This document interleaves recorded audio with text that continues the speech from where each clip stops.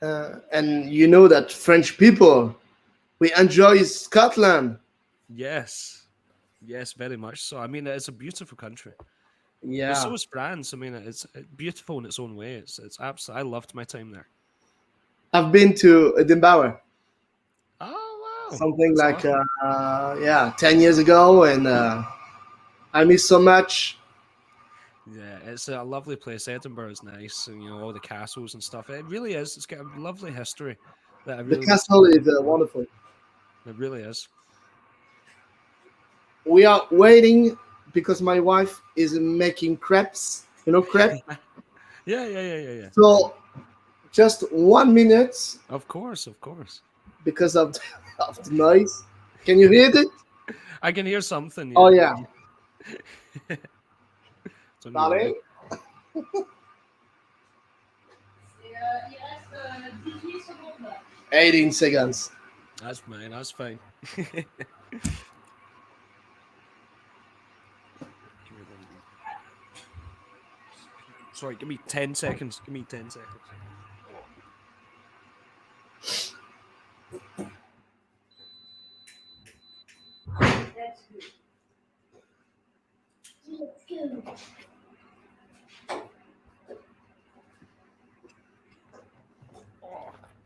Oh, sorry about that.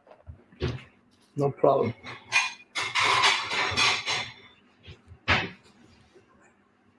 C'est bon? All right. So let's go. I'm with Hello. Scott. Hello. Uh, yeah, the singer. You can see the name Mason Hill from Scotland, and you're going to release your very first album in something Yes. in a month. Yeah, it's completely right. It's our very first one. We can't wait. It's been such a long journey. I can't believe it's actually here. It's getting a bit scary now. It's getting so close. How do you feel? How do you feel? Overwhelmed with excitement. The feedback that we've had from some people that have heard it has just been sorry, it's been absolutely astounding, and it's kind of reassuring us a bit. But it's our first time. It's a big campaign. We're very nervous, but we're very excited at the same time. How do you feel? Because the band exists something like for since 2013, I think. Yes, yes. Since So born. some It's bad some bad tongues could say you are lazy, guys. yeah, no, it's been some journey to be honest. But I mean, back at those times, we were almost a different band. I would say we were like a very classic rock band, and we had a route that we were going down. And at some point, we'd signed a label and stuff like that, and it wasn't really. It wasn't where our writing was going. It was going in a more modern route, and we felt like we had to like stop like halt the road, change off, go down a different path, and it did reset us back a bit. There was some tough times there, but I feel like overall now is definitely for the best. I'm so glad we done that. I feel like even if we could do it again, we would probably ended up doing the same thing because we are really proud of what we've been able to do now. Would you say that the sound has evolved and it's more rough, more louder, maybe? I would agree. I would say we definitely started listening to more modern bands, like with more in the kind of 2000s, 2010s, 2020s now, and just realized that it was kind of just coming out of is the idea to push more musical sounds, to maybe stay away from the whole 80s kind of maybe feel that we do love. I mean, there's nothing wrong with it. It's a great genre. I just don't know if it was us, like we happily perform it, but it wasn't really what was coming out of us. So yeah, I would say a more modern contemporary approach is what is accidentally happens in the last kind of few years. So it's a good accident. Yeah, I would say so. I personally am loving what's happening now, and I love the music. I've never been happier with it. So I think we're doing the right thing. I hope. Yeah. So you have made a lot of references to a band that I like a lot, Blackstone Cherry. Yes. I think you have played with them, right? We played in the same festival as them, and they were gracious enough to let us kind of watch side stage as they headlined.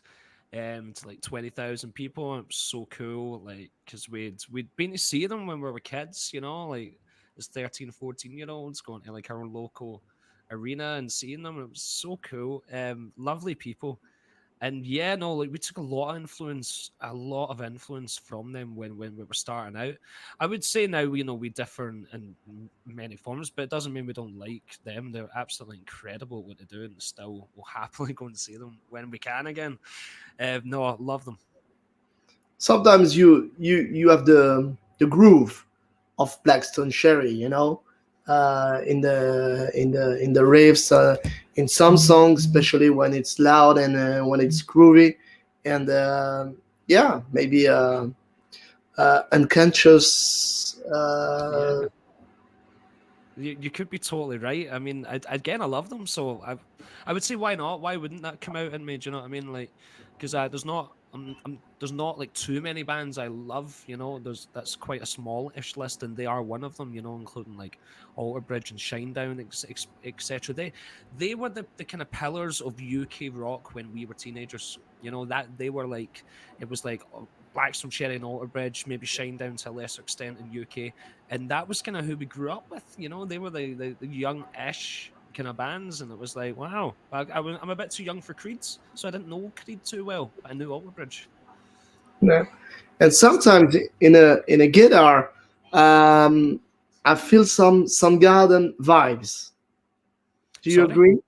Sometimes in some riffs, I Hmm. can feel some garden Oh, vibe. sorry. Yeah, yeah, Soundgarden. Yeah, I mean, yes, definitely. And do you know what the strange part is? I wouldn't say any of us are like avid Soundgarden fans, but you know, you're not the first person to say it, and I have noticed that when I listen to it, especially from like sometimes the guitar point of view.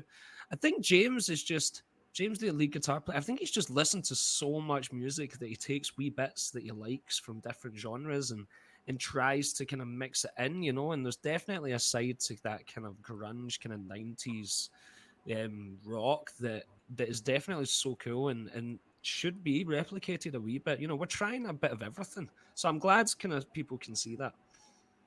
So when you listen to the album for the first time, it blows your mind. The production is so awesome for a very first album. It's amazing. So, Yay.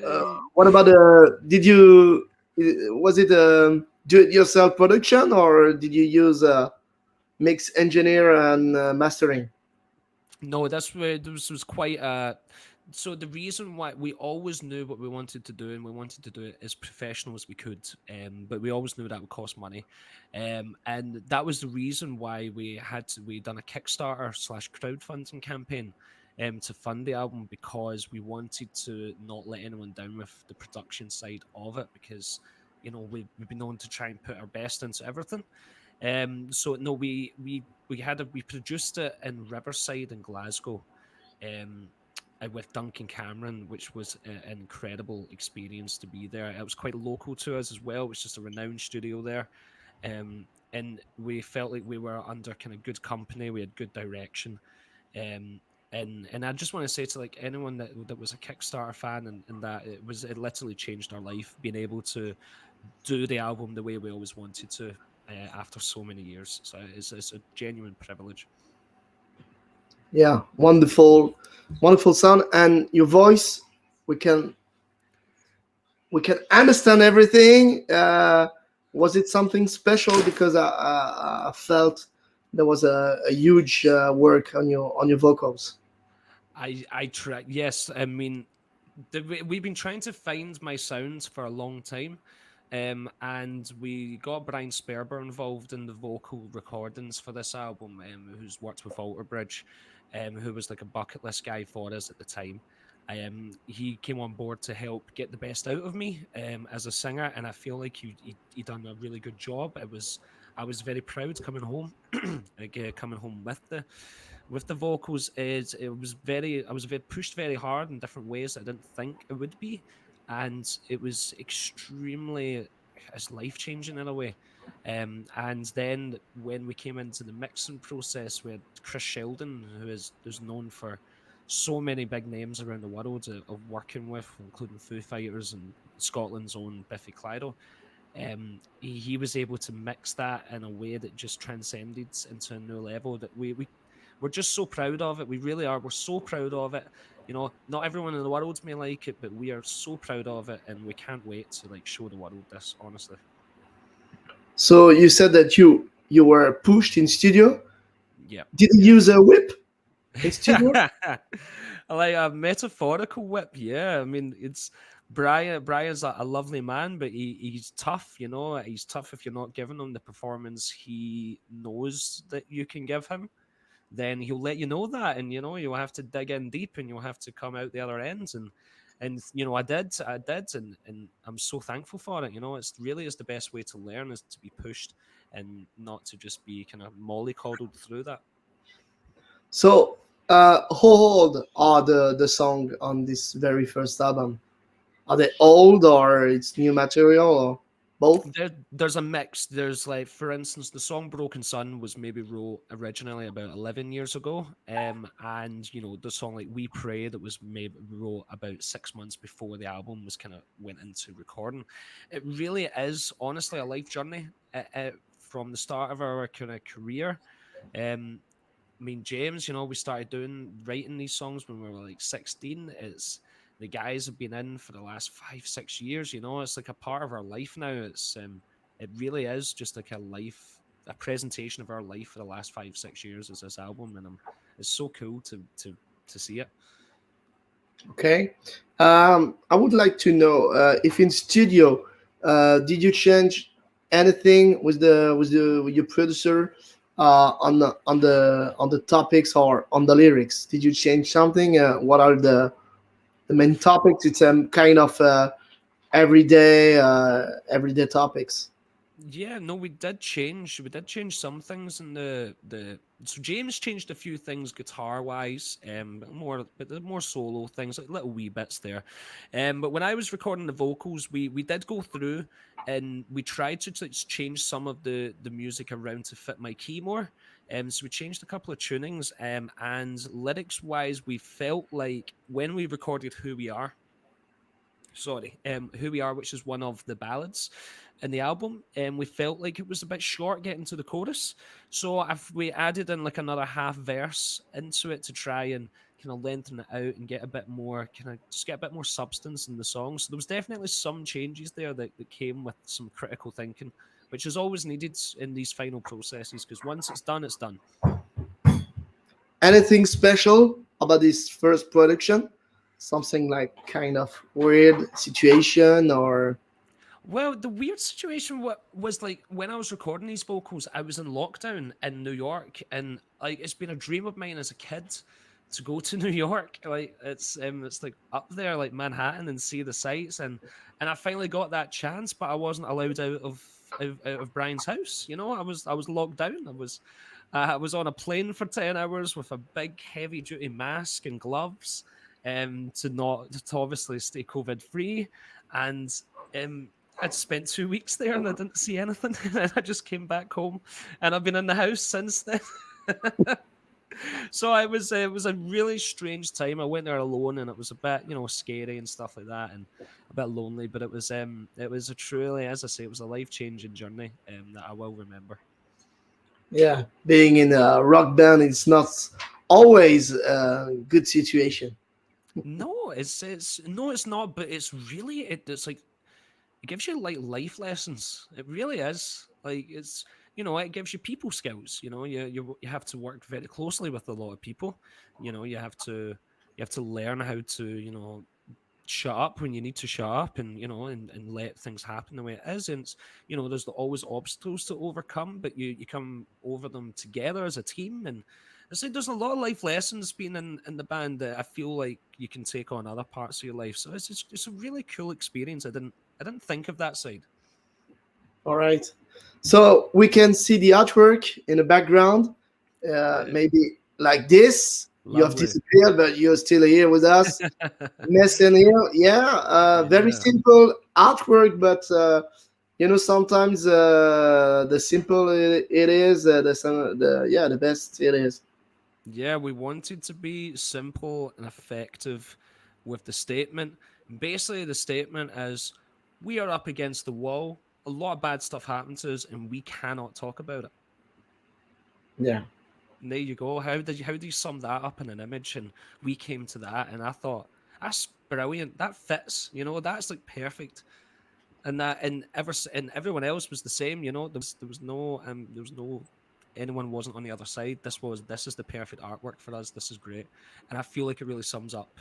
And then when you listen to the album, you will feel the dark times, but you will also feel the overcoming of that and the good times, and hopefully you can kind of transfer that into your life, and anyone that's dealing with their hardships. Just know that time is the best medicine, and everything has its ups and downs. Okay. So, uh, do fans uh, will wait something like 7 or 8 years for next album? No, I don't think anyone will ever put up with the wait again from us, and we know that.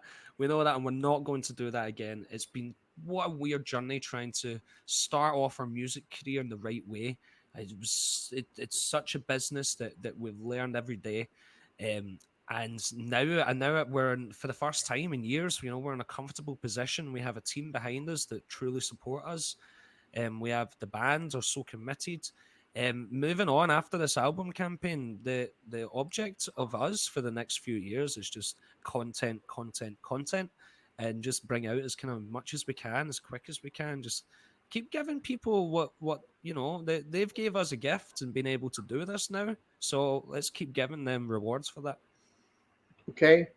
And next, was the vaccinations. Do you think you will tour soon? Of course, in Scotland, but Yeah. Great Britain and maybe outside. Oh, that would be lovely. That would be lovely. We have all the plans ready to do to go out on tour and do everything. Obviously, at this minute in time, we're just waiting for the go ahead. So everyone be rest assured. It's not just us. The entire music industry is. We've planned out what we're going to do. We're just waiting to do it. So there's not going to be a delay in anything like that. We're all ready to go. Hopefully it's this year. I pray to God it's this year. I think it will be. But fingers crossed. Once it's safe, once no one's going to get harmed because of us doing a show, we're out. We're out there. Would you tour? Yeah, maybe in first spot like Blackstone Cherry would be very cool. No. Oh, that would be life changing. Just to kind of talk to them and like hang out as a support band. That'd be an amazing opportunity.